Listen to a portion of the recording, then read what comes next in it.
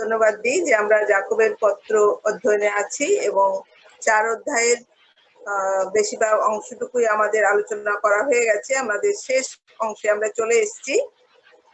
4 অধ্যায়ে 13 থেকে 17 পদ, তার মধ্যে আজকে আমরা একটা পদ 15 পদ বাদ দিয়ে বাকি অংশটুকু আলোচনা করার চেষ্টা করব। প্রথমে আমি এই অংশটুকু পাঠ করে নিই। আসুন আমরা পড়ি যাকব 4 অধ্যায় 13 থেকে 17 পদ, যেখানে লেখা আছে, এখন দেখো তোমাদের কেউ কেউ বলে অদ্য কিংবা কল্য আমরা অমুক নগরে যাইব এবং সেখানে 1 বৎসর যাপন করিব, বাণিজ্য করিব ও লাভ করিব। তোমরা তো কল্যকার তত্ত্ব জানো না, তোমাদের জীবন কি প্রকার? তোমরা তো বাষ্পস্বরূপ, যাহা ক্ষণিক দৃশ্য থাকে পরে অন্তর্হিত হয়। উহার পরিবর্তে বরং ইহা বলো, প্রভুর ইচ্ছা হইলেই আমরা বাঁচিয়া থাকিব এবং এই কাজটা বা ওই কাজটা করব। কিন্তু এখন তোমরা আপন আপন দর্পে শ্লাঘা করিতেছ, এই প্রকারের সমস্ত শ্লাঘা মন্দ। বস্তুত যে কেউ সৎকর্ম করিতে জানে অথচ না করে, তাহার পাপ হয়। আমেন। আজকে যে অংশটুকু পাঠ করলাম সেই অংশটুকু মূলত আমরা দেখতে পাচ্ছি যে ভবিষ্যৎ পরিকল্পনা বিষয়ক আলোচনা, অর্থাৎ ভবিষ্যৎ নিয়ে আমরা যে বিভিন্ন সময় পরিকল্পনা করি সেই বিষয়কে কেন্দ্র করে যাকব কিছু কথা আমাদের জানিয়েছেন। আমরা দেখেছি এই 4 অধ্যায়ে প্রথম দিকে যখন আলোচনার মধ্যে আমরা ছিলাম তখন আমরা দেখেছি যে সেখানে মূলত আলোচনা করা হয়েছে যে ঈশ্বরের সাথে যুদ্ধে লিপ্ত হওয়ার বিষয় নিয়ে আলোচনা করা হয়েছে। গত সপ্তাহে যখন আমরা আলোচনা করেছি তখন দেখেছি ঈশ্বরের সাথে যুদ্ধ লিপ্ত যাতে আমাদের না হতে হয় সেই কারণে আমাদেরকে কতগুলো ব্যবস্থা নেওয়ার কথা যাকব বলেছেন। তিনি বলেছেন যেন আমরা ঈশ্বরের বশীভূত হই, যেন আমরা শয়তানের প্রতিরোধ করি, যেন আমরা প্রভুর বা ঈশ্বরের নিকটবর্তী হই আর প্রভুর সাক্ষাতে নত হই। এই বিষয়গুলো আমরা দেখেছি। আর এখন যখন আজকের অংশটুকু পাঠ করলাম তখন এখানে আমরা দেখতে পাচ্ছি যে যাকব ঈশ্বরের ইচ্ছার কথা বলেছেন। তো আগের বিষয়টুকু অর্থাৎ ঈশ্বরের সাথে যুদ্ধের বিষয় আর ঈশ্বরের ইচ্ছার বিষয়ের মধ্যে কিন্তু একটা গভীর সম্পর্ক আছে। যখন কোনো বিশ্বাসী বা কোনো ভক্ত ঈশ্বরের শান্তি প্রতিষ্ঠা করতে চাইবে নিজের জীবনে বা পারিবারিক জীবনে বা বিভিন্ন ক্ষেত্রে, তখন সেই ভক্ত যদি ঈশ্বরের ইচ্ছাকে গুরুত্ব না দেয় তাহলে কখনোই তার নিজের জীবনে কি হবে না, শান্তি প্রতিষ্ঠিত হবে না। কারণ আমরা দেখেছি যখন ঈশ্বরের সাথে যুদ্ধ বিষয়টা আলোচনা করেছি তখন আমরা দেখেছি যে ঈশ্বরের ইচ্ছার বিরুদ্ধে যাওয়া মানে জগৎ, মাংসিক অভিলাষ এবং শয়তানের দ্বারা পরিচালিত হওয়া, এবং এগুলির দ্বারা যখন আমরা পরিচালিত হই তখন আমাদের নিজেদের মধ্যে, পরস্পরের মধ্যে এবং ঈশ্বরের সাথে আমাদের কি হয়, যুদ্ধ হয়। আর আমরা জানি যখন এই যুদ্ধ হবে তখন কখনোই কোনো ব্যক্তি শান্তিতে বসবাস করতে পারবে না, তার মনে কখনোই শান্তি থাকবে না। আর আমার মনে যদি শান্তি না থাকে তাহলে আমি কি করব, সমস্যা ক্রিয়েট করব। এবং স্বাভাবিকভাবে আমি যেখানে আছি, যে পরিবারে আছি বা যাদের সাথে ওঠা বসা করছি, আমার সমস্যাগুলো বা আমার ব্যবহার তাদের জীবনেও কি করবে, অশান্তি তৈরি করবে। কাজে সাধারণভাবে আমরা বলতে পারি যে ঈশ্বরের ইচ্ছার বিরুদ্ধে যদি আমরা চলি তাহলে শান্তি প্রতিষ্ঠা আমাদের জীবনে হবে না এবং আমরা কোনো জায়গায় শান্তি তৈরি করতে পারবো না। আমরা দু একটা উদাহরণ বারবার যখন যাকবের পত্র নিয়ে আলোচনা করছি তখন বারবার সেই লোটের বিষয় উঠে আসছে। আমরা দেখেছিলাম লোট যখন পাঠ করেছি যে লোট সদমে চলে গিয়েছিল, আর সদমে যখন তিনি চলে গিয়েছিলেন আর তখন কি হয়েছিল, পরবর্তী জীবনে তার জীবনেও কষ্ট এসেছিল, তিনি ক্লিষ্ট হচ্ছিলেন এবং তার পরিবারের জীবনেও কি এসেছিল, সমস্যা তৈরি হয়েছিল বা সমস্যা নেমে এসেছিল। একইভাবে আমরা দেখি দাউদ যখন ব্যভিচার করেছিলেন, পাপ করেছিলেন, তখন দাউদের জীবনেও যেমন অশান্তি এসেছিল, একই সঙ্গে তার রাজ্যের মধ্যেও কি হয়েছিল, কষ্ট আর দুর্ভোগ নেমে এসেছিল। আবার যদি জোনার বিষয়ে আমরা দেখি, জোনা ভাববাদীকে আমরা জানি যে ঈশ্বর তাকে বলেছিলেন নিনবিতে যেতে, কিন্তু তিনি সেখানে যেতে যখন চাননি, তখন তিনি কি করেছিলেন, একটা অন্য জাহাজে, তর্শিসের জাহাজে তিনি উঠে পড়েছিলেন এবং সেই জাহাজটা প্রচন্ড ঝড়ের মুখে পড়েছিল। এমন ঝড় শুরু হয়েছিল যে জাহাজ একেবারে ডুবে যাওয়ার মতো অবস্থা। অর্থাৎ ওই জাহাজের মধ্যে যতজন ছিলেন, সেখানে নাবিকেরা বা অন্য বিজাতীয় যারা ছিলেন, তাদের কি হচ্ছিল, মনে হচ্ছিল যে তারা যেন মারা পড়বে, অর্থাৎ সলিল সমাধি ঘটবে। অর্থাৎ জোনার নিজের জীবনে যে সমস্যা এসেছিল শুধু তাই নয়, জোনার জন্য সে যেখানে উঠে গিয়েছিল সেই জায়গার যারা ছিল তারাও কি হয়েছিল, বিপদের মধ্যে বা সমস্যার মধ্যে পড়েছিল। তাহলে আমরা দেখতে পাচ্ছি যে এই সমস্ত ঘটনাগুলো আমাদের এটাই দেখিয়ে দেয় যে প্রত্যেক ব্যক্তির জীবনের জন্য ঈশ্বরের কি আছে, নির্দিষ্ট পরিকল্পনা আছে। আর ঈশ্বর হচ্ছেন প্রজ্ঞার ঈশ্বর, কাজে তিনি জানেন যে আমাদের জীবনে কি ঘটা উচিত এবং কেন, কখন সেটা ঘটবে, এটা একমাত্র ঈশ্বরেরই জানেন, আমরা মানুষেরা জানি না।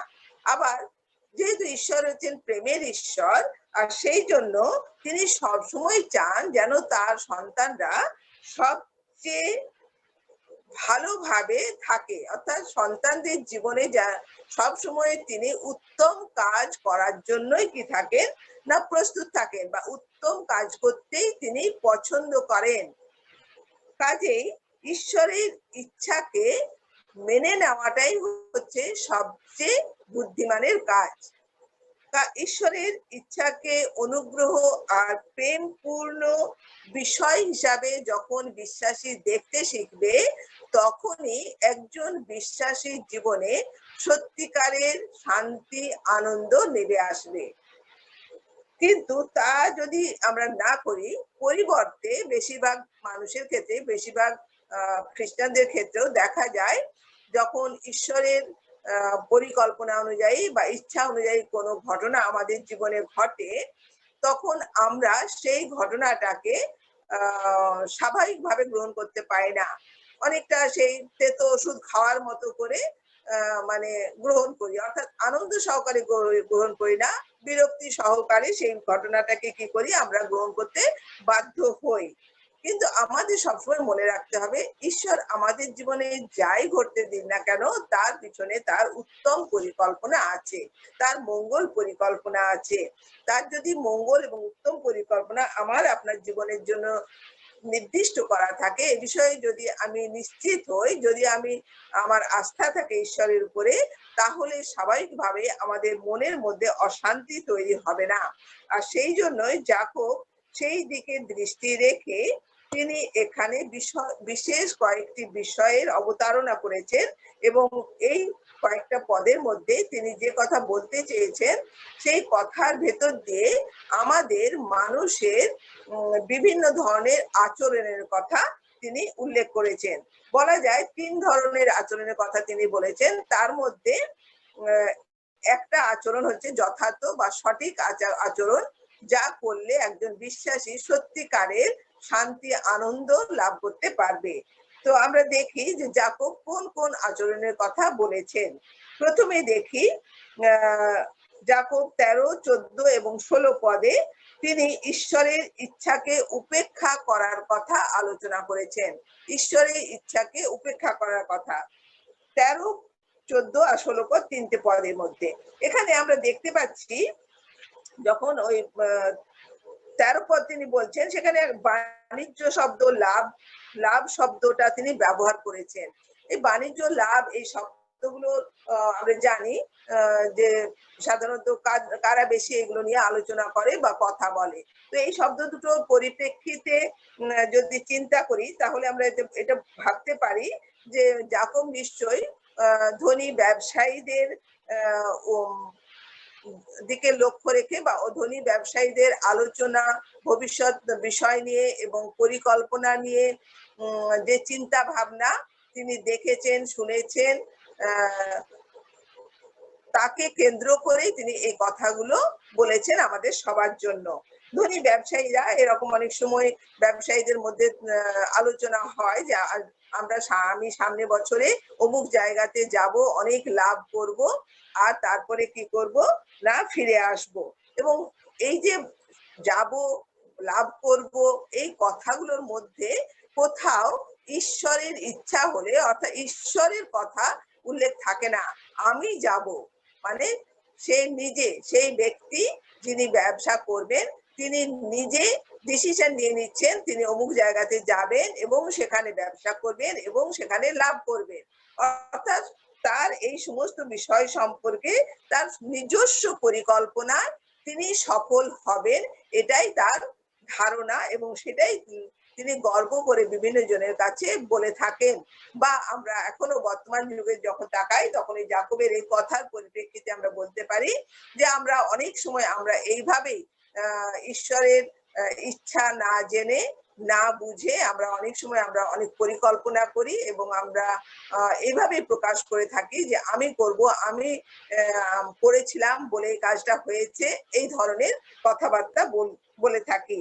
কিন্তু এখানে জাকব এই বিষয়টাকে খণ্ডন করে তিনি 4টে যুক্তি দেখাচ্ছেন যে ঈশ্বরের ইচ্ছাকে অবজ্ঞা করাটা কত বোকামি, সেটাই তিনি এখানে বোঝাতে চেয়েছেন।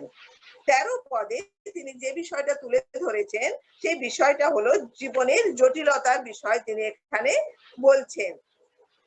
তিনি এখানে কি বলছেন যে দেখুন এখানে লেখা আছে, এখন দেখো তোমাদের কেউ কেউ বলে অদ্য কিংবা করলো আমরা অমুক নগরে যাইব এবং সেখানে 1 বছর যাপন করিব, বাণিজ্য করিব ও লাভ করিব।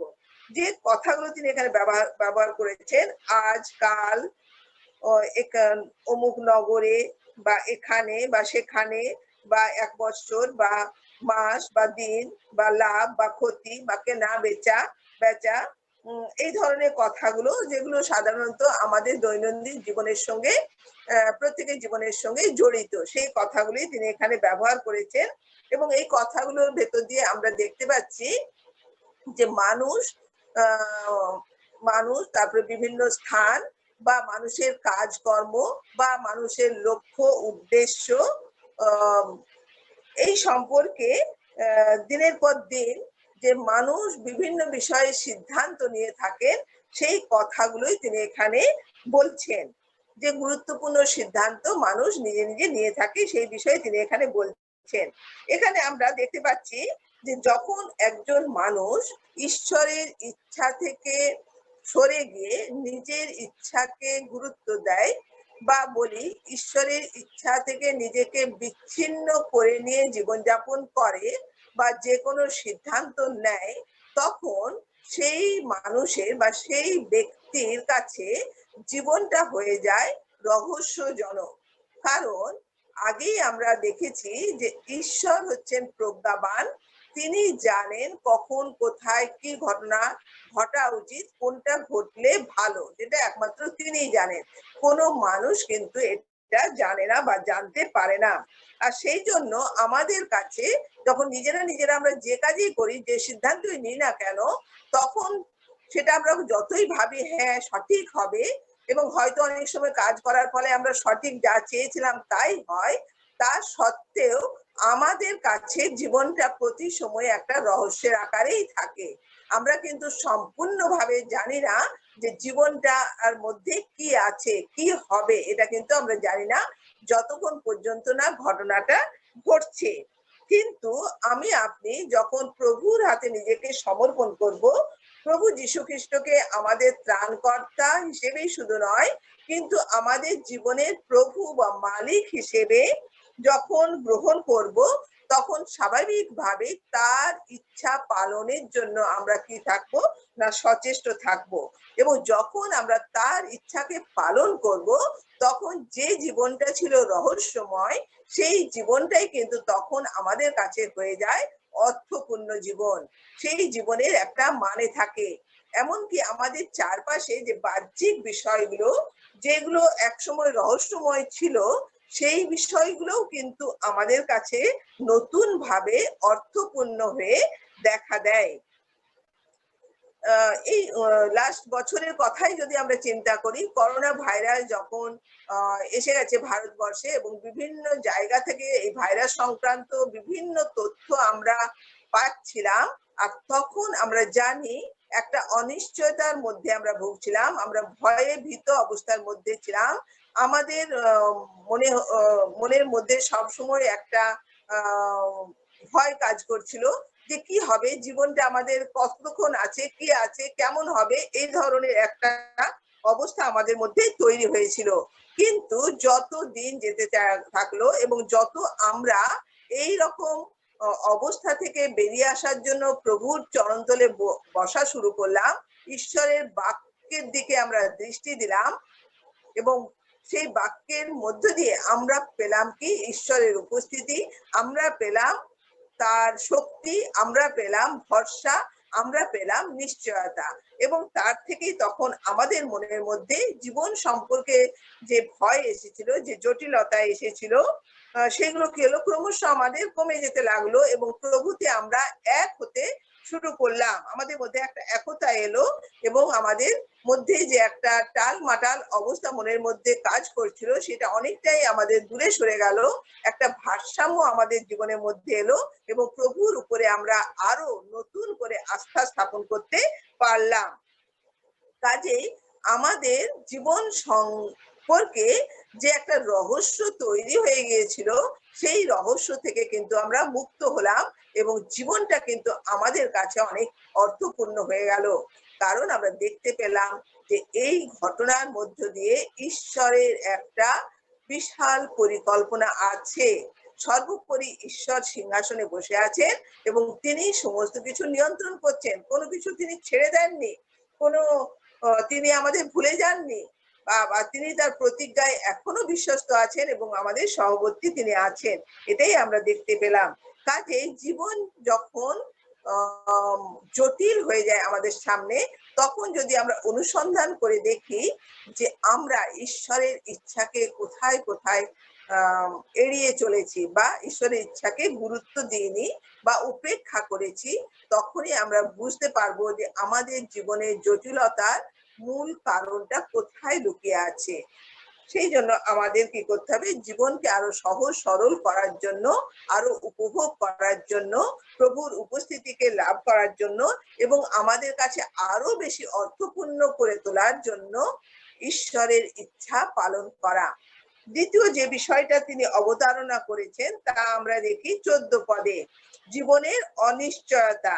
14 পদে তিনি কি বলছেন? তিনি বলছেন, তোমরা তো পরলোকার তত্ত্ব জানো না, তোমাদের জীবন কি প্রকার? তোমরা তো বাষ্পস্বরূপ, যাহা ক্ষণিক দৃশ্য থাকে, পরে অন্তর্হিত হয়।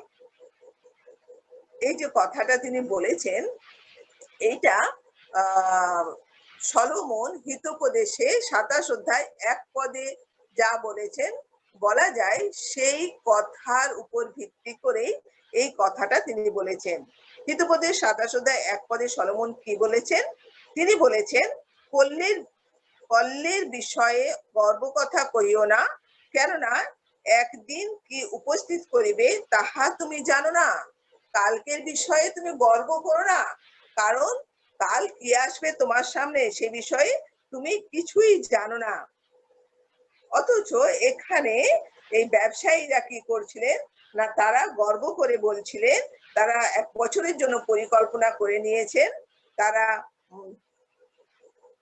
যারা জানেনই না যে একদিন পরে কি ঘটবে, একদিন পরে কেন, কয়েক মুহূর্ত পরে কি ঘটনা ঘটবে তার জীবনে, সেটাই যারা জানেন না, তারা 1 বছরের পরিকল্পনা করে নিয়েছেন যে আমরা অমুক জায়গাতে যাব, 1 বছর যাপন করব এবং কেনাবেচা করব, লাভ করব। কত দৃঢ় নিশ্চিত, কত বোকার মতো চিন্তা ভাবনা আমরা মানুষ করে থাকি, যারা ভবিষ্যৎ সম্পর্কে কিছুই জানে না, তারাই এই ধরনের ভবিষ্যৎ পরিকল্পনা করে।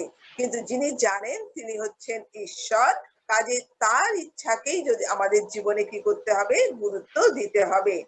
এই যে কথাটা এখানে বলা হয় বা বলা হচ্ছে যে অমুক জায়গায় যাব, কেনাবেচা করব, লাভ করব, এই কথাটা যখন আমরা আলোচনা করছি তখন আমাদের প্রত্যেকেরই নিশ্চয়ই যিশু যে একটা দৃষ্টান্ত দিয়েছেন লূক লিখিত সুসমাচার 12 অধ্যায়ে, সেই দৃষ্টান্তটার কথা নিশ্চয়ই আমাদের মনে পড়ছে। সেই দৃষ্টান্তটা একটু স্মরণ করে নিই যে একজন ধনবান ব্যক্তি জমিতে প্রচুর ফসল উৎপন্ন হয়েছিল। তার সে উৎপন্ন ফসল রাখার জন্য যে জায়গা ছিল সেই জায়গাটা খুব ছোট ছিল। তাই সে ঠিক করলো সেই বড় বড় গোলাঘর সে তৈরি করবে, আর এই যে শস্য উৎপন্ন হয়েছে সেই প্রচুর শস্য সেখানে জমা করে রাখবে, আর ভবিষ্যতের জন্য আর তার কোনো চিন্তা থাকবে না। আর চিন্তা থাকবে না বলে সে কি বলছে, লূক লিখিত সুসমাচার 12 অধ্যায় 19 পদে সে বলছে, আর আপন প্রাণকে বলিব, প্রাণ, বহু বৎসরের নিমিত্ত তোমার জন্য অনেক দ্রব্য সঞ্চিত আছে, বিশ্রাম করো, ভোজন পান করো, আমোদ প্রমোদ করো। কত নিশ্চিত যে প্রচুর জিনিস সঞ্চয় করা আছে, আমি এখন নির্বিঘ্নে দিন যাপন করতে পারবো। সেই নির্বোধ ধনী ব্যক্তিকে কি বলেছিলেন ঈশ্বর? 20 পদে দেখি তিনি বলেছিলেন, হে নির্বোধ, অদ্য রাত্রিতেই তোমার প্রাণ তোমার হইতে দাবি করিয়া লওয়া যাইবে। ঈশ্বর সরাসরি বললেন যে তুমি নির্বোধ, তুমি কিছু জানো না, আজ রাত্রেই যা তুমি সঞ্চয় করবে সেগুলো কিছুই ভোগ করতে পারবে না, আজ রাত্রেই তোমার প্রাণ তোমার থেকে নিয়ে নেওয়া হবে। কাজে আমরা দেখতে পাচ্ছি যে ঈশ্বরের কাছে আমাদের জীবন অনিশ্চিত নয়, কিন্তু আমাদের নিজেদের কাছেই হচ্ছে অনিশ্চিত। ঈশ্বর জানেন আমাদের কার জীবন কতদিন, এই পৃথিবীতে আমরা কতদিন বাঁচবো, কতদিন থাকবো, সেটা ঈশ্বর খুব ভালো করে জানেন, কিন্তু আমরা নিজেরা তা কিছুই জানি না। আর সেই জন্য যখন আমরা ঈশ্বরের ইচ্ছাকে গুরুত্ব দেব, তার ইচ্ছা অনুযায়ী যখন জীবনযাপন করব, তখন আমরা পরের দিনের বিষয়ে আমরা নিশ্চিন্ত থাকতে পারবো।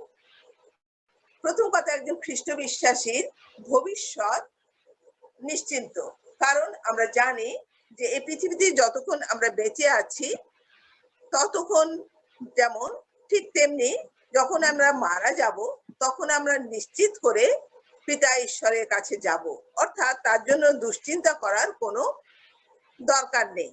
এছাড়াও অন্য দিক দিয়েও যদি আমরা দেখি যে ঈশ্বরের ইচ্ছা অনুযায়ী যখন জীবনযাপন করব তখন পরের দিনটাও আমাদের কাছে নিশ্চিত, কারণ আমরা জানি যে আমার জীবনের জন্য ঈশ্বরের পরিকল্পনা আছে এবং তার পরিকল্পনা অনুসারে, তার পরিচালনা অনুসারে আমি জীবনযাপন করছি।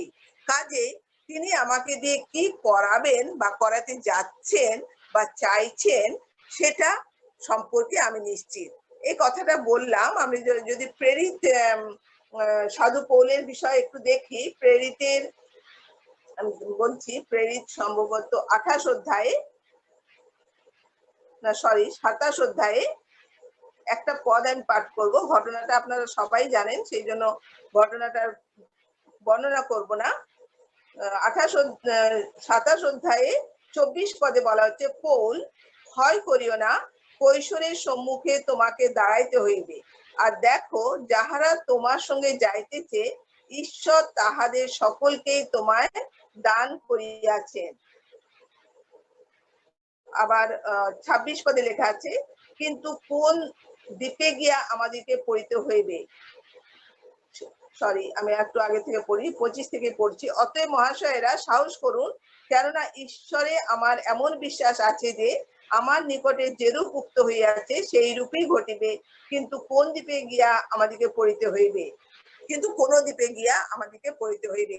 অর্থাৎ সাধু পৌল এখানে জানতেন, কারণ ঈশ্বর তাকে জানিয়ে দিয়েছিলেন কি, যে তাকে রোমে যেতে হবে এবং সেখানে গিয়ে তাকে কৈশোরের সামনে দাঁড়াতে হবে, সে বিষয়ে তিনি নিশ্চিত ছিলেন।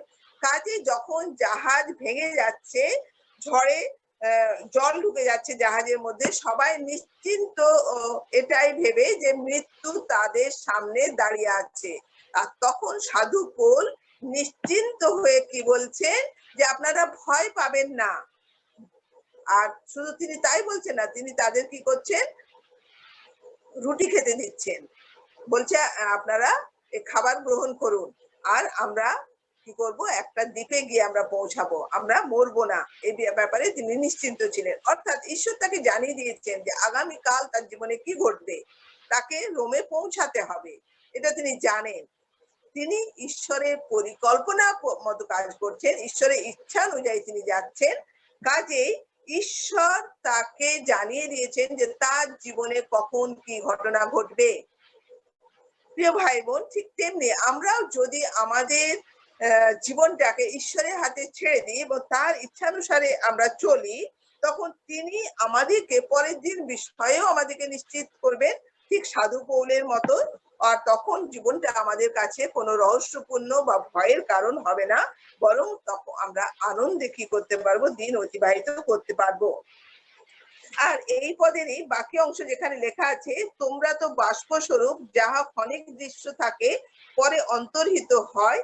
এই বিষয়টাও আমরা দেখি যে অনেকবার বিভিন্ন জায়গাতে কি করা হয়েছে, উল্লেখ করা হয়েছে বা আলোচনা করা হয়েছে, এবং আমরাও কথায় কথায় বলে থাকি যে আমাদের জীবন কি হচ্ছে, ক্ষণস্থায়ী জীবন, আমাদের জীবন বাষ্পস্বরূপ, আমাদের জীবন ছায়া স্বরূপ, এই কথাগুলো আমরাও বলে থাকি। কারণ আমরা শুধু যে এটা এই আছে এই নেই, এটা বোঝানোর জন্যই যে শুধু বলা হচ্ছে তা নয়, কিন্তু আমাদের জীবনের যে বৎসরটা আমরা কাউন্ট করি, সেই বৎসরটা যত বড়ই হোক না কেন, যত দীর্ঘই হোক না কেন, তা অনন্তকালের তুলনায় কিন্তু খুবই সংক্ষিপ্ত। তো সেই পরিপ্রেক্ষিত এই কথাটা প্রযোজ্য। তো এখানে আমরা দেখতে পাচ্ছি কি যে যাকোব এই বিষয়টাকে বিশেষভাবে অবতারণা করেছেন, যে মানুষ যেন তার জীবন সম্পর্কে ওয়াকিবহাল হয়, অর্থাৎ যেন বুঝতে পারে যে তার জীবনটা কতটা সংক্ষিপ্ত। ইয়োবের পুস্তকে আমরা এই জীবন যে সংক্ষিপ্ত সেই বিষয়ে অনেকগুলো পদ দেখতে পাই, যে পদে জীবনের সংক্ষিপ্ততা সম্পর্কে ইয়োব বারবার কি করেছে না উল্লেখ করেছে। আমরা দেখি কয়েকটা পদ, যেখানে ইয়োব 7 অধ্যায় 6 পদে লেখা আছে, তন্তু বায়ের মাকু অপেক্ষা আমার আয়ু দ্রুতগামী। আবার ওই 7 অধ্যায়ে 9 পদে লেখা আছে, মেঘ যেমন ক্ষয় পাইয়া অন্তর্হিত হয়।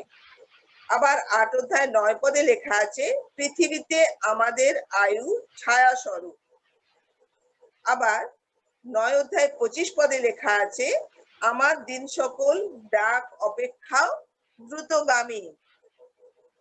আর ইয়োব 14 অধ্যায় 1-2 পদে লেখা আছে, মনুষ্য অবলাজাত সকলে অল্পায়ু ও উদ্বেগে পরিপূর্ণ, সে পুষ্পের ন্যায় প্রস্ফুটিত হইয়া ম্লান হয়, সে ছায়ার ন্যায় চলিয়া যায়, স্থির থাকে না। কতবার ইয়োবের পুস্তকে আমরা দেখতে পাচ্ছি যে আমাদের জীবনটা কত ক্ষণস্থায়ী সেই সম্পর্কে বলা হয়েছে।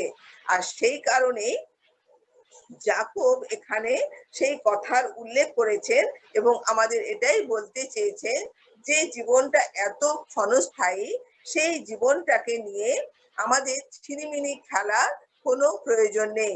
কিন্তু যার উপরে নির্ভর করা যায়, যার উপরে আস্থা রাখা যায়, তার উপরে এই জীবনটাকে কি করতে হবে, অর্পণ করা দরকার, বা তার এই জীবনের ভারটা তার উপরে দিয়ে দেওয়া প্রয়োজন।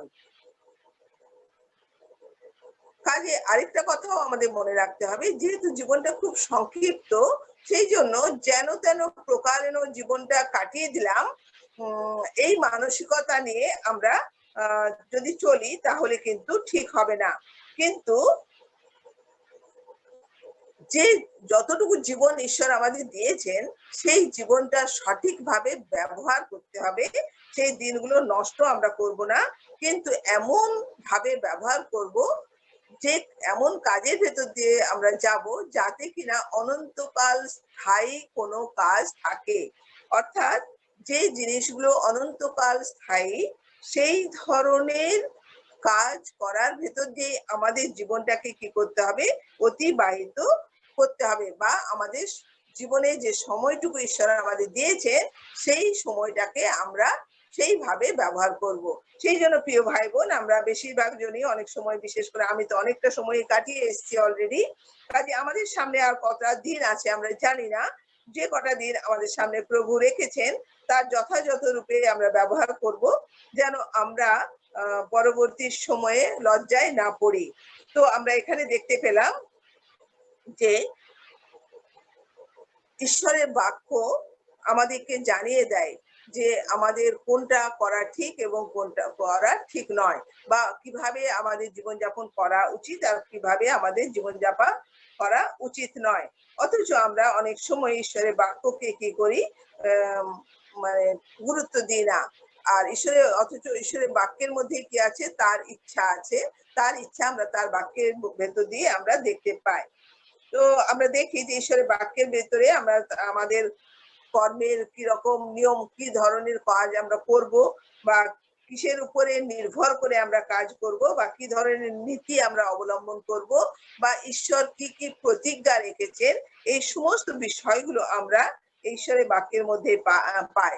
কাজে ঈশ্বরের বাক্য যখন আমরা পাঠ করব এবং সেই অনুসারে যখন আমরা জীবনযাপন করব, ভালোভাবে পালন করব, তখন নিশ্চিতভাবে আমরা কি করতে পারবো না, আমাদের জীবনে তখন সাফল্য দেখা যাবে, আমরা বিফল হব না। আমরা একটা পদ পড়ছি, যিহোশু 1:7 পদ, অনেকের হয়তো মুখস্থ আছে, যেখানে আমরা দেখি কত স্পষ্ট ভাবে ঈশ্বর কি সুন্দর ভাবে যিহোশুকে পরিচালনা করেছিলেন। 1:7 পদে লেখা আছে, তুমি কেবল বলবান হও ও অতিশয় সাহস করো। আমার দাস মোশি তোমাকে যে ব্যবস্থা আদেশ করিয়াছে, তুমি সেই সমস্ত ব্যবস্থা যত্নপূর্বক পালন করো, তাহা হইতে দক্ষিণে কি বামে ফিরিও না, যেন তুমি যে কোনো স্থানে যাও সেই স্থানে বুদ্ধিপূর্বক চলিতে পারো। ঈশ্বরের বাক্য একদম স্পষ্ট ভাবে বলে দিয়েছে যে তার বাক্যে তিনি যেভাবে নির্দেশ দিয়েছেন তার যেন ডাইনে বামে না ফেরা হয়। যদি ডাইনে বামে না ফেরে তাহলে অতি অবশ্যই কি হবে, সে জয়লাভ করতে পারবে। কাজে ঈশ্বরের বাক্য যদি আমরা পাঠ করি এবং তা মেনে চলি, সেই অনুসারে ঈশ্বরের ইচ্ছা জেনে বুঝে চলি, অতি অবশ্যই আমাদের কি হবে না, বিজয় লাভ হবে। আবার গীত সংহিতা 1:3 পদের মধ্যেও আমরা এই নিশ্চয়তা দেখতে পাই। এরপর আমরা দেখি 16 পদ, 4:16 পদ, যেখানে মানুষের জীবনে দুর্বলতা বিষয়ে যাকব উল্লেখ করেছেন। 16 পদে কি লেখা আছে, কিন্তু এখন তোমরা আপন আপন দর্পে শ্লাঘা করিতেছ, এই প্রকারে সমস্ত শ্লাঘা মন্দ। আর এখন তোমরা আপন আপন দর্পে শ্লাঘা করিতেছ, এই প্রকারের সমস্ত শ্লাঘা মন্দ। শ্লাঘা মানে আমরা জানি যে গর্ব, আর মানুষ কি করে, গর্ব করতে ভালোবাসে। আর যখন আত্মশ্লাঘার ভেতর দিয়ে মানুষ প্রকৃতপক্ষে নিজের যে দুর্বলতাগুলোকে ঢাকা দেয় বা আড়াল করে। আমি দেখেছি আমার চাকরি জীবনেও দেখেছি আমার সহকর্মীদেরকে, যে তাদের অনেক বিষয়কে তারা ঢাকা দেওয়ার জন্য তার ঠিক উল্টো কথা খুব জোরের সঙ্গে গলা বাড়িয়ে তারা কি করতো, অহংকার করে বলতো। এবং তখন আমি সত্যিকারের প্রথম বুঝতে পারতাম না, খুব আশ্চর্য হয়ে যেতাম আর ভাবতাম বাবা এরকম। কিন্তু পরবর্তী সময়ে এগুলো আমার কাছে পরিষ্কার হয়ে গেছে। আমি দেখেছি যা ওদের নেই, নিজের পরিবার সংক্রান্ত বিষয়, নিজের বিষয়ে অহংকার করে অনেক কথা বলেছে, যার নেই সেই বিষয় নিয়ে বড় মুখ করে কথা বলেছে। অর্থাৎ আত্মশ্লাঘার ভেতর দিয়ে মানুষ তার দুর্বলতাটাকে কি করে, আড়াল করার চেষ্টা করে। রাজা সলোমন হিতোপদেশ 16:33 পদে বলছেন, গুলিবাট কোলে ফেলা যায়, কিন্তু তাহার সমস্ত নিষ্পত্তি সদাপ্রভু হইতে হয়। অর্থাৎ তিনি কি বলতে চাইছেন, যে আমি আমার মতো করে হয়তো ওই খেলার সময় গুলিটাকে নিজের জায়গায় ফেললাম, কিন্তু জয়টা নিশ্চিত করবেন কে, সদাপ্রভু।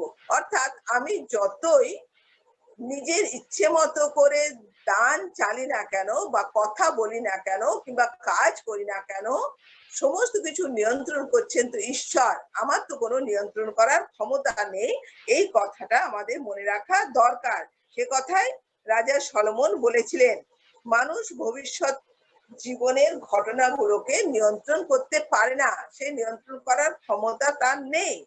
কিন্তু একমাত্র কার এ বিষয়ে প্রজ্ঞা আছে? না ঈশ্বরের আছে। ঈশ্বরই সমস্ত কিছু বুঝতে পারেন, কিন্তু মানুষের সেই প্রজ্ঞা নেই যে আগামী দিনে কি ঘটবে সেটা বোঝার মতো প্রজ্ঞাও তার নেই। আবার সেই যা ঘটবে সেটাকে নিয়ন্ত্রণ করার মতো শক্তিও মানুষের নেই। সেই জন্য যা করার ক্ষমতা আমার নেই, তার জন্য নিজে কোনো পরিকল্পনা যদি করি, তাহলে আমাদের কি হতে হবে? না ব্যর্থ হতে হবে। আর শুধু ব্যর্থই হতে হবে না, কিন্তু তার চেয়েও বড় বিষয় হচ্ছে এটাই যে এইরকম শ্লাঘা যখন আমরা করবো, এই পরিকল্পনা করার ভেতর দিয়ে যখন আমি আমার অহংকে প্রকাশ করব, তখন কি করছি? আমি পাপ করছি। কেন আমি পাপ করছি? কারণ কি? এমনিতে আমরা জানি যে অহংকারটাই হচ্ছে পাপ।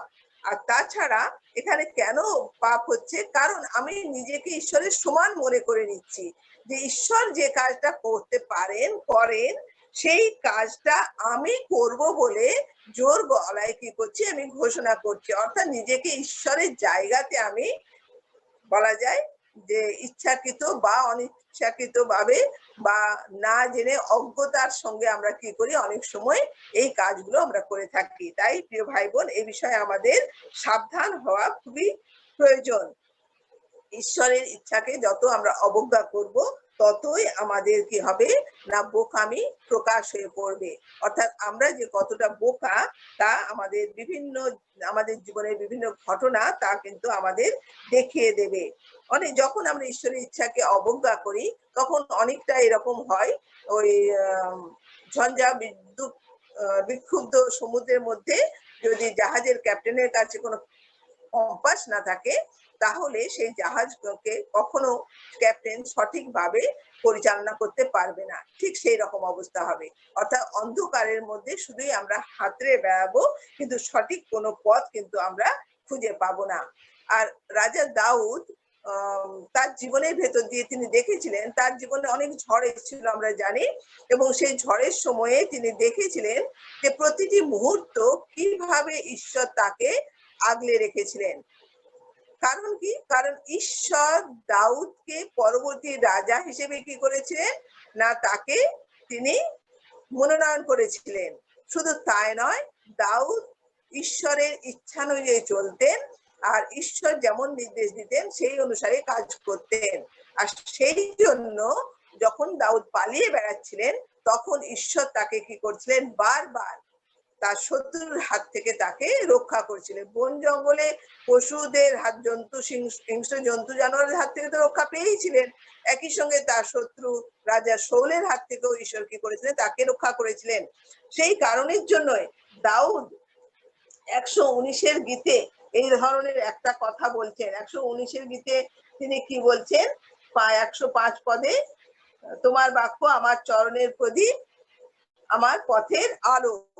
বলছে তোমার বাক্য আমার চরণের প্রদীপ, আমার পথের আলো। অর্থাৎ যেখানে অন্ধকার, সেখানে আলোক দেখাচ্ছে কে? না ঈশ্বরের বাক্য।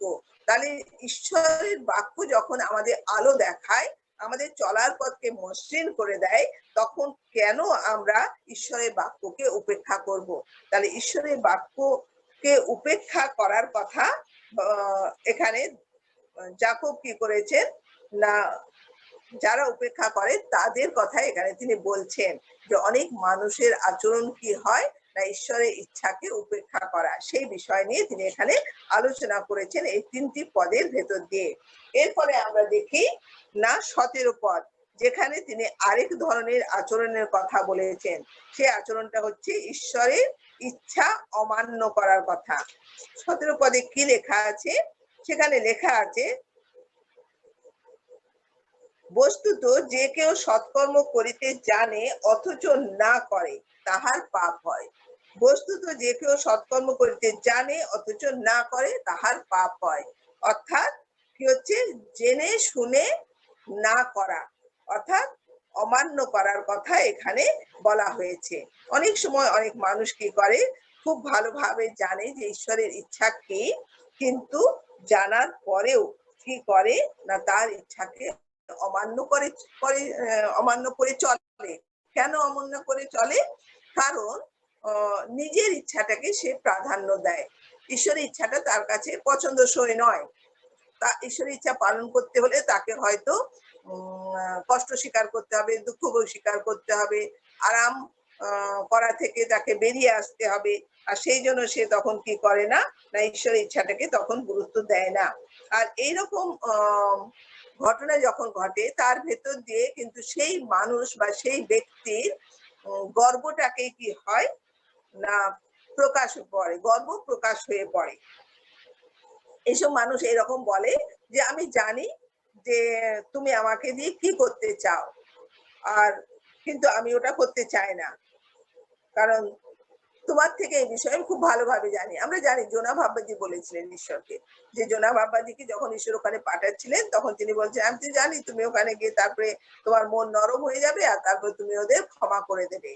এরকম ঈশ্বরের ইচ্ছা জানতেন, জানার পরেও কি করেছিলেন, ঈশ্বরের ইচ্ছা তিনি অমান্য করেছিলেন। সেরকম শুধু জোনা ভাব্বাজির আমরা উদাহরণ দিচ্ছি, কিন্তু আমরা আমাদের জীবনে অনেক সময় এইভাবেই কি করি, আমাদের নিজস্ব ইচ্ছাকে গুরুত্ব দিয়ে ঈশ্বরের ইচ্ছাকে আমরা অনেক সময় অবজ্ঞা করি বা অমান্য করি। সেই জন্য সাধু পিতর তার দ্বিতীয় পত্রে 2 অধ্যায় 21 পদে তিনি বলছেন, কেননা ধার্মিকতার পথ জানিয়া তাহাদের কাছে সমর্পিত পবিত্রতা হইতে সরিয়া যাওয়া অপেক্ষা বরং সেই পথ অজ্ঞাত থাকা তাহাদের পক্ষে আরো ভালো ছিল। দেখুন কি ধরনের কথা এখানে বলা হয়েছে। আমরা জেনেও যদি অবজ্ঞা করি, পিতর বলছেন এটা তাদের পক্ষে না জানা ভালো ছিল। তার মানে জেনে যখন অবজ্ঞা করছি তার জন্য শাস্তি নিরূপিত আছে, শাস্তি আমাদের পেতে হবে। জেনে শুনে যখন তাকে অবজ্ঞা করব, অমান্য করব। এখন আমাদের স্বাভাবিকভাবে প্রশ্ন হতে পারে বা মনে হতে পারে, ঈশ্বরের ইচ্ছা জেনে ইচ্ছাকৃতভাবে কেন ঈশ্বরের ইচ্ছাকে অবজ্ঞা বা অমান্য মানুষ করে, বা আমরাই বা কেন কোনো কোনো সময় করি, বা মনে হতে পারে না আমি তো করি না, এরকম বিভিন্ন ধরনের চিন্তা ভাবনা আমাদের মনের মধ্যে আসতে পারে। কিন্তু আমরা একটু এর আগে আলোচনা করেছি, সেটা আমরা একটু স্মরণ করে নিই।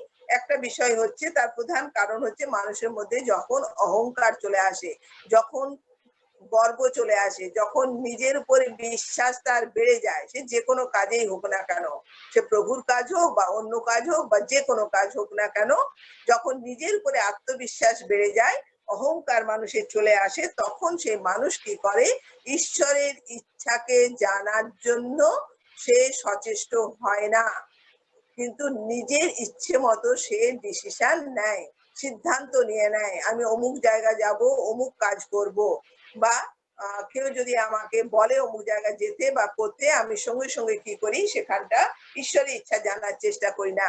এই প্রসঙ্গে আমি বলি ভগৎ সিং এর কথা। তার বই যখন আমি পড়ি, আমি দেখি ছোট্ট খাটো ব্যাপারে কিভাবে তিনি ঈশ্বরকে জিজ্ঞেস করছেন। প্রত্যেকটা তার ব্যক্তিগত জীবনে ছোটখাটো ব্যাপারে, অমুক জায়গায় যাবো কিনা, এই টাকাটা কিভাবে খরচ করব, আমার চুল আমি কবে কাটবো, কি কাটবো, ছোট্ট খাট্ট ব্যাপারে কি করছে, ঈশ্বরের ইচ্ছাকে সে জানছে, জেনে তারপরে সেই কাজটা করছে। অদ্ভুত সেই বিশ্বাসী জীবন। আমার আপনার জীবনের মধ্যে অনেক দুর্বলতা থেকে গেছে, সেই জন্য জাকবের পত্রে জাকব আমাদেরকে সেই বিষয়ে সতর্ক করার জন্য সুন্দর বাক্যের অবতারণা করেছেন। আর এখানে আমরা দেখতে পাচ্ছি কি, যে গর্ব মানুষকে কি করে না, ঈশ্বরের বাক্যকে বা তার ইচ্ছাকে অবজ্ঞা করতে শেখায় বা অমান্য করতে শেখায়। মানুষ অনেক সময় এরকম ভাবে যখন একটার পর একটা সাফল্য জীবনে চলে আসে, তখন সে এটাই ভেবে নেয় যে আমি এটা করতে পারি, আমার পক্ষে এটা সম্ভব। আমি এতদিন এই যে কাজগুলো করেছিলাম, এই কাজগুলো করার ক্ষেত্রে যেমন যেমন পরিকল্পনা করেছিলাম, প্রত্যেকটার ক্ষেত্রে আমি বিজয়ী হয়েছি। কাজে আমি নিজেই পরিকল্পনা করতে পারি, নিজেই সিদ্ধান্ত নিতে পারি যে কিভাবে কাজটা করতে হবে, এই বিষয়ে আমার জ্ঞান খুব বেশি। এই রকমের একটা মনোভাব মানুষের মধ্যে তৈরি হয়ে যায়। আর তখনই হয় কি, আমরা ঈশ্বরের ইচ্ছাকে অবজ্ঞা করি বা অমান্য করি। সবচেয়ে বড় কথা হচ্ছে অমান্য করি। আরেকটা কারণ হচ্ছে এটাই, যখন ঈশ্বরের ইচ্ছা সম্পর্কে আমরা অজ্ঞ থাকি। অজ্ঞতা আমাদের কি করে না, ওই ঈশ্বরের ইচ্ছা অমান্য করতে আমাদের সাহায্য করে। অনেক সময় ঈশ্বরের ইচ্ছার সম্পর্কে আমাদের ধারণাগুলো যখন অতটা স্পষ্ট থাকে না, বা বলা যায় আমরা যখন অপরিপক্ক বিশ্বাসী হই, আমি নিজে যখন বিষয়টি চিন্তা করছিলাম তখন আমি নিজেই ভাবছিলাম যে বেশ ১০-১৫ বছর আম বা আরো একটু বেশি পিছনে যদি আমি চলে যাই, তখন আমি আমার নিজের জীবনের দিকে তাকাচ্ছিলাম যে অনেক বিষয় ঈশ্বরের বাক্যগুলো জানতাম, কিন্তু সেইগুলো সম্পর্কে আমার এত স্পষ্ট জ্ঞান ছিল না, ধারণা ছিল না। সেইজন্য সেই বাক্য অনুযায়ী জীবনে হয়তো আমার এখন আমি অনেক মনে করার চেষ্টা করলাম কোন ক্ষেত্রে লঙ্ঘন করেছি, সেভাবে মনে পড়লো না। কিন্তু আমার মন বলছে নিশ্চিতভাবে আমি অনেক কিছু জায়গাতেই লঙ্ঘন করেছি। কারণ তখন আমার এই ধারণাগুলো সম্পর্কে স্পষ্টই ছিলাম না। আমি অজ্ঞ ছিলাম। তো সেইজন্য আমি বলছি যখন আমরা অজ্ঞ থাকি, আমাদের অপরিপক্ক আমরা থাকি, তখন আমাদের কি হয় আমরা এরকমভাবে আমাদের ইচ্ছে মতো ঈশ্বরের ইচ্ছাটাকে কি করি ব্যবহার করি। অর্থাৎ যেটা পালন করতে ইচ্ছে হলো সেটাকে পালন করলাম। আর যেটাকে পালন করতে ইচ্ছে হলো না, যেটা কঠিন মনে হলো সেটাকে কি করলাম প্রত্যাখ্যান করলাম। কিন্তু যাকব আমাদের যে বিষয়টা বলতে চাইছেন সেটা হচ্ছে এই যে ঈশ্বরের ইচ্ছা কোনো ঐচ্ছিক বিষয় নয়। আমার ইচ্ছে মতো আমি গ্রহণ করব আর ইচ্ছে না হলে তাকে আমি প্রত্যাখ্যান করব, তা হবে না। ঈশ্বরের ইচ্ছা আমাকে পালন করতে হবে। আমি পালন করতে বাধ্য। আমার জীবনে ঈশ্বরের ইচ্ছাই প্রাধান্য পাবে, অন্য কারোর বা নিজের ইচ্ছা প্রাধান্য পাবে না। এই বিষয়টা আমাদের বিশেষ করে মনে রাখতে হবে। আমরা কখনোই এরকম ভাবে ভাবতে পারবো না বা ভাববো না যে ঈশ্বরের ইচ্ছা আমি গ্রহণ করব বা বাতিল করে দেব। আমার ভালো লাগলে আমি গ্রহণ করব, ভালো না লাগলে বাতিল করে দেব। এই রকম ভাবে আমরা কখনো ভাববো না। সবসময় মনে রাখবো যে এটা করতে আমি বাধ্য আছি। কারণ প্রভু হচ্ছেন আমাদের মালিক, আমাদের জীবনের মালিক। যেমন আমাদের বাড়িতে কোনো দাস-দাসী যখন কাজ করে, তখন আমরা কি এক্সপেক্ট করি তার কাছ থেকে যে আমি যে কথাটা তাকে বলবো সেটা সে শুনবে। ঠিক যেমন আমাদের সন্তান-সন্ততিরা যখন আমরা কোনো কথা বলি, নির্দেশ দিই, তখন আমরা আশা করি তারাও আমাদের সেই কথাটা শুনবে। কাজেই ঈশ্বরও আমাদের কাছ থেকে আশা করেন, কারণ যে আমরা তার কথার বাধ্য হব। কারণ তিনি আমাদেরকে রচনা করেছেন। আমরা তার হাতে রচিত। কাজে আমরা কখনো তার কথাকে হালকাভাবে নিতে পারি না বা গুরুত্বহীন মনে করতে পারি না। কাজে আমরা মনে রাখবো যদি আমরা তার কথাকে হালকাভাবে নিই, গুরুত্বহীন মনে করি বা গুরুত্ব না দিই, তখন ঈশ্বর কিন্তু আমাদের শাসন করবেন। কারণ আমরা যেহেতু স্বেচ্ছায় তার কথাটা মানছি না, তখন তিনি অতি অবশ্যই শাসন করবেন। কারণ তিনি আমাদের ভালোবাসেন। যেমন আমরা আমাদের সন্তানদের ভালোবাসি বলে তাদের শাসন করে আমরা সুশিক্ষা দিতে চাই, ঠিক তেমনি ঈশ্বরও তখন আমাদের কি করবেন? শাসন করবেন এবং সুশিক্ষা তখন দেবেন। অনেক সময় আমাদের মনে হয় ঈশ্বরের যে ইচ্ছা, সেই ইচ্ছাটা যদি আমি পালন করি তাহলে আমার জীবনে অনেক রকমের কষ্ট আসবে, অনেক সমস্যা তৈরি হবে। কিন্তু বাস্তবে কি হয়? তার ঠিক উল্টো ঘটনাটাই ঘটে। ঈশ্বরের ইচ্ছাকে যদি আমরা অমান্য করি, তাহলেই আমাদের জীবনে দুঃখ কষ্ট নেমে আসবে।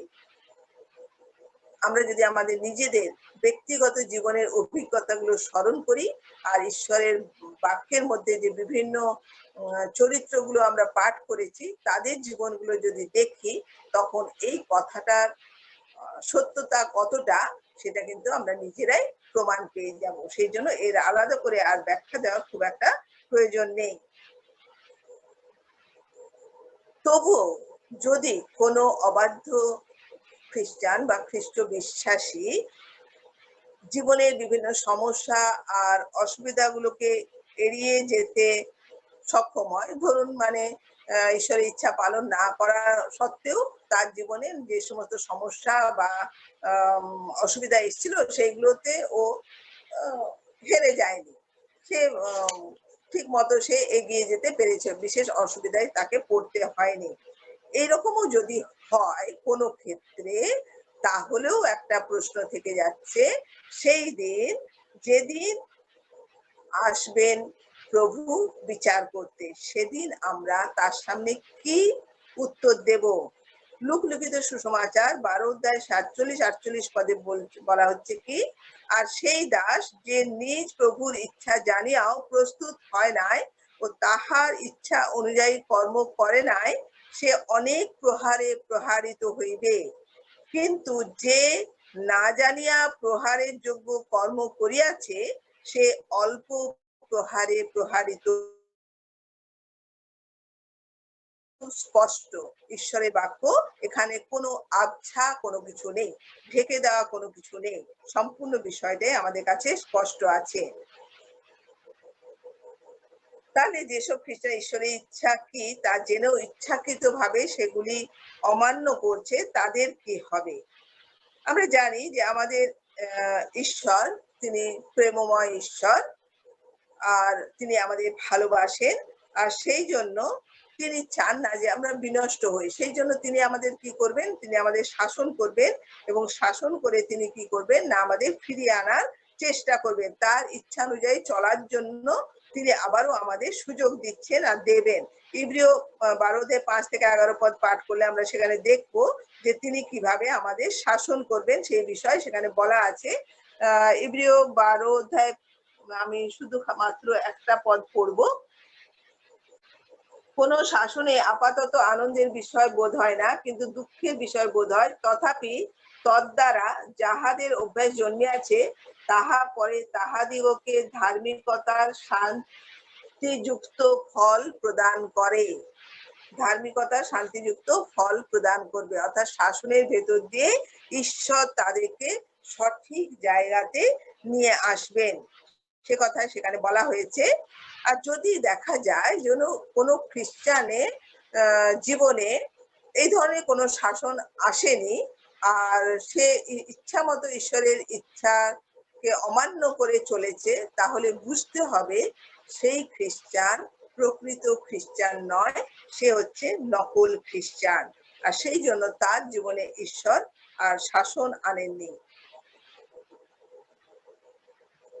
আমাদের মনে রাখতে হবে আরেকটা বড় বিষয়, যে ঈশ্বরের শাসন হচ্ছে তিনি আমাদের ভালোবাসেন তার প্রমাণ। তিনি আমাদের যদি ভালো না বাসতেন, ঘৃণা যদি করতেন, তাহলে তিনি আমাদের ছেড়ে দিতেন যে যা, নষ্ট হয়ে যাক। কিন্তু তিনি আমাদের ভালোবাসেন বলেই তিনি আমাদের শাসন করেন, আর তিনি আমাদের ফিরিয়ে আনার জন্য সচেষ্ট থাকেন। যেমন ভাবে জাগতিক পিতামাতারা তাদের ছেলে মেয়েদের কি করে না, শাসন করে সঠিক জায়গাতে ফিরিয়ে আনতে সচেষ্ট হয়। সেই জন্য আমরা খ্রিস্ট বিশ্বাসী হিসেবে মনে রাখবো, যখন শাসন আমাদের জীবনে আসবে, তখন সেটা যত কঠিনই হোক না কেন তা আমরা সহ্য করব, এবং সহ্য করার ভেতর দিয়ে আমরা জানবো যে প্রভু আমাদের কত ভালোবাসে, এবং এটাও জানবো যে আমি ঈশ্বরের সন্তান, আর ঈশ্বরের সন্তান বলেই তিনি আমাকে কি করছেন, শাসন করে সঠিক জায়গাতে রাখার চেষ্টা করছেন। যদি আমি তার সন্তান না হতাম, তাহলে তিনি কখনোই শাসন করে আমাকে ফেরানোর চেষ্টা করতেন না। এই বিষয়টাও আমাদের কাছে আনন্দজনক। আরেকটা বিষয় আমরা দেখি যে ঈশ্বরের যখন আমরা অমান্য করি, আর তখন আমাদের জীবনে অর্থাৎ খ্রিস্টীয় জীবনে কি হয় না, পুরস্কার হারানোর ব্যাপারটা একটা ভয় থাকে। সাধু পৌল 1 করিন্থীয় 9 অধ্যায়ে তিনি সেই দৌড়বিদদের কথা বলতে গিয়ে উল্লেখ করেছেন। সেখানে তিনি কি বলেছেন না, সেখানে দৌড়বিদদের তুলনা টেনে তিনি বলেছেন, যদি না ঠিকভাবে কেউ দৌড়ায়, ঠিক নিয়ম মেনে না দৌড়ায়, তাহলে কি হবে না, সে পুরস্কার থেকে বঞ্চিত হবে, অর্থাৎ পুরস্কার সে পাবে না। কাজে আমরা জানি যখন খ্রিস্টীয় জীবন আমরা যাপন করছি, আর তখন আমাদের মনে রাখতে হবে যে আমাদের জন্য বিভিন্ন ধরনের পুরস্কার আছে। কাজে আমরা যখন ঈশ্বরের ইচ্ছা অনুযায়ী চলবো, তখন অতি অবশ্যই সেই পুরস্কারগুলো আমরা পাবো। কিন্তু যখন তার ইচ্ছাকে অমান্য করে চলবো, তখন কিন্তু সেই পুরস্কার থেকে আমরা কি হব না, বঞ্চিত হব। আমরা দেখি মানে একটু 9 অধ্যায়ে, 1 করিন্থীয় 9 অধ্যায়ে শুধু 25 পদটা আমি পড়ছি। আর যে কেউ মল্লযুদ্ধ করে, সে সর্ববিষয়ে ইন্দ্রিয় দমন করে, তাহারা ক্ষয়নীয় মুকুট পাইবার জন্য তাহা করে, কিন্তু আমরা অক্ষয় মুকুট পাইবার জন্য করি। অতএব আমি এরূপে দৌড়িতেছি যে বিনা লক্ষ্যে নয়, এরূপে মুষ্টিযুদ্ধ করিতেছি যে শূন্যে আঘাত করিতেছি না, বরং আমার নিজ দেহকে প্রহার করিয়া দাসত্বে রাখিতেছি, পাছে অন্য লোকদের কাছে প্রচার করিবার পর আমি আপনি কোন ক্রমে অগ্রাহ্য হইয়া পড়ি। সাধু পৌলের মতো ব্যক্তি এই কথা বলছেন, পাছে অগ্রাহ্য হয়ে পড়ি। এখানে অগ্রাহ্য শব্দটা অবশ্য পরিত্রাণ হারানোর বিষয় বলা হচ্ছে না, কিন্তু সেই পুরস্কার হারানোর কথাই এখানে তিনি বলেছেন, যে যদি আমরা তার ইচ্ছা অনুযায়ী না চলি, তা অমান্য করি, তাহলে আমরা পুরস্কার থেকে কি হব? বঞ্চিত হব। সেই জন্য আমাদের মনে রাখতে হবে যে ঈশ্বরের ইচ্ছাকে অমান্য করা কোনো মতেই উচিত নয়। অনেক সময় কোনো বিশ্বাসী এরকম ভাবতে পারে যে পুরস্কার নাই বা পেলাম, পরিত্রাণ তো পাবো। তো অর্থাৎ এই পুরস্কারের ব্যাপারটাকে একটা ছোটখাটো বিষয় বলে মনে করে ঈশ্বরের ইচ্ছাকে অমান্য বা অগ্রাহ্য অনেকে করতে পারে। কিন্তু আমাদের মনে রাখতে হবে, যদি আমরা সে কাজ করি, তাহলে প্রভু যীশু যখন আসবেন বিচার করতে, তখন আমাদের অবস্থা খুব শোচনীয় হবে, করুণ হবে তখন আমাদের অবস্থা। কারণ ঈশ্বরের বাক্য জানার পরেও আমরা কি করছি? অগ্রাহ্য করছি। সেই জন্য কলসীয় 3:22-25 পদ, আমি 25 পদটা একটুখানি পাঠ করছি। তোমরা প্রভু খ্রিস্টেরই দাসত্ব করিতেছ, বস্তুত যে অন্যায় করে সে আপনার কৃত অন্যায়ের প্রতিফল পাইবে। যে অন্যায় করে সে আপনার কৃত অন্যায়ের প্রতিফল পাইবে। অতএব আমরা ভাববো না যে পুরস্কার না পেলে কি হয়েছে, আমরা আমার ইচ্ছেকে কখনো মান্য করব, কখনো ঈশ্বরের ইচ্ছাকে মান্য করব, অর্থাৎ ঈশ্বরের ইচ্ছে মতো মান্য করব বা অমান্য করব, এইরকম মনোভাব নিয়ে যেন আমি আপনি কেউই জীবনে না চলি। ঈশ্বর আমাদের আশীর্বাদ দান করুন, আমাদের সচেতন করুন, আমাদেরকে অনুগ্রহ করুন, যেন তার বাক্যকে আমরা হুবহু পালন করতে পারি। যত দুঃখ, কষ্ট, ঝড় ঝঞ্ঝা যাই আসুক না কেন, যা আমাদের ত্যাগ করা প্রয়োজন আছে, স্যাক্রিফাইস করার প্রয়োজন আছে, তার স্যাক্রিফাইস করতে যেন আমরা প্রস্তুত থাকি এবং সর্বতোভাবে ঈশ্বরের ইচ্ছাকে যেন মান্য করে জীবনে চলতে পারি, সেই বিষয়ে আমরা মনে রাখবো। আজকে যাকব দুটো বিষয়ের বা দুটো আচরণের কথা বলেছেন, যে দুটো আচরণ কোনো খ্রিস্ট বিশ্বাসের জীবনে থাকা উচিত নয়। পরের দিন যে আচরণটা নিয়ে আমরা আলোচনা করব, তা 15 পদে লেখা আছে, যে আচরণটা প্রত্যেক খ্রিস্ট বিশ্বাসী করা উচিত, সেই বিষয়ে আলোচনা করা হয়েছে। ধন্যবাদ।